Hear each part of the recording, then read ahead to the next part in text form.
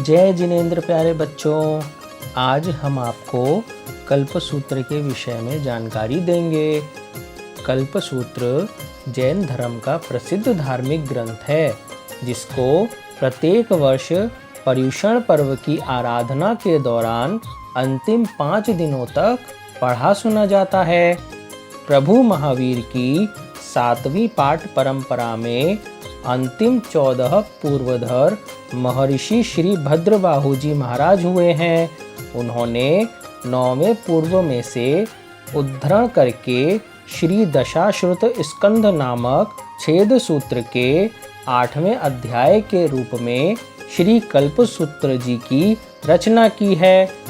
पक्षियों में गरुड़, धनुर्धारियों में अर्जुन, मंत्रों में नमस्कार महामंत्र, पर्वतों में मेरु पर्वत, तीर्थों में शत्रुंजय, पालिताना तीर्थ श्रेष्ठ हैं, उसी प्रकार ग्रंथों में कल्पसूत्र श्रेष्ठ ग्रंथ है।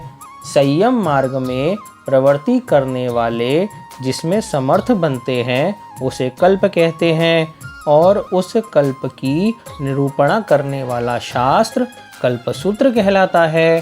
भगवान महावीर के निर्वाण के 980 वर्ष बाद आनंदपुर यानी बड़नगर में राजा ध्रुवसेन का शासन था। एक बार उनके पुत्र की आकस्मिक मृत्यु हो गई। पुत्र मरण से राजा ध्रुवसेन अत्यंत शोकातुर हो गए। उन्होंने राजकाज पर ध्यान देना बंद कर दिया।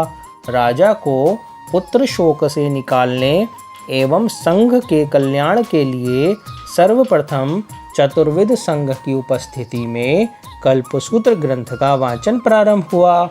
तब से पर्वाधिराज पर्युषण महापर्व के अंतिम 5 दिनों में योगोद्वहन किए हुए पूज्य साधु भगवंत इस कल्पसूत्र का सभा के समक्ष वांचन करते हैं। चूँकि कल्पसूत्र का मूल पाठ प्राकृत भाषा में निबद्ध है, जिसको पढ़ने का अधिकार केवल योगोद्वहन किए हुए साधु भगवंतों को ही है। परंतु जिन क्षेत्रों में सद्गुरु का योग सुलभ नहीं है, वहाँ सामायिक के शुद्ध वस्त्रों में आचारवंत और धर्म श्रद्धालु सुश्रावक कल्पसूत्र के अर्थ को, जो कि अनेक समर्थ विद्वानों ने समय समय पर संस्कृत, राजस्थानी, गुजराती, हिंदी, बांग्ला और अंग्रेजी भाषा में अनुवाद किए हैं, उनका स्वाध्याय कर सकते हैं। कल्पसूत्र कल्प वृक्ष के समान है, जिसका फल है मोक्ष और रस है आनंद की प्राप्ति।